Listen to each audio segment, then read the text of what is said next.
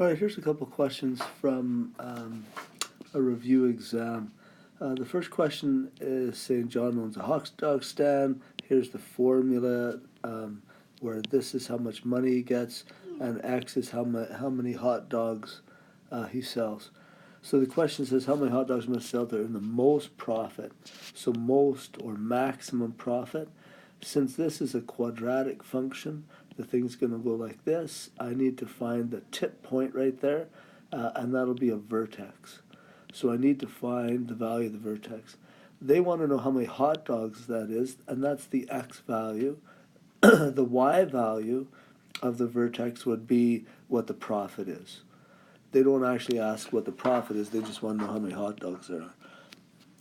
So if they want to know the vertex, I would suggest you could either use the complete the square formula, or you can use the vertex formula.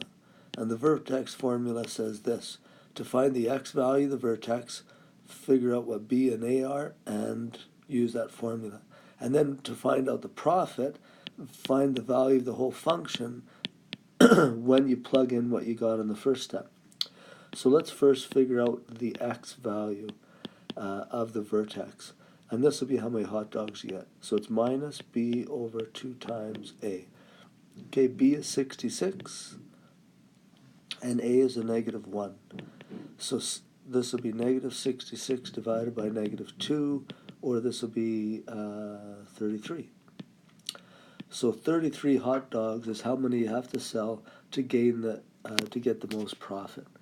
Now, if they had wanted to know what that profit was, then you could just take that 33 and plug it into the function. So it's p of 33 is equal to, and then you plug in 33 everywhere you see an x, plus 76. Okay, I don't know what that is, but that's how you do it. Here's a couple other questions, same test. These ones I think are from chapter 3.5, is where you see absolute value and maybe cube root kind of questions. So if you're ever doing a cube root question or square root, you need to isolate that radical. And so I need to move the 7 to the other side. So I'll get the cube root of 2x minus 7 is equal to 5 take away 7, which is a negative 2. Then I want to get rid of this cube root sign, so I can take each side and cube it. So I'll take this side and cube it. On the left side, those cancel, leaving me with 2x minus 7. On the right side, negative 2 cubed, I think, is negative 8. And then I solve it like any other equation. I'll add 7 to both sides. So I'll get 2x is equal to a negative 1, divide both sides by 2, and I get x is equal to negative a half. If I take and plug that back in for x there, I should get one side is equal to the other side. The next one is a similar thing. Here's an absolute value sign. I want to isolate that.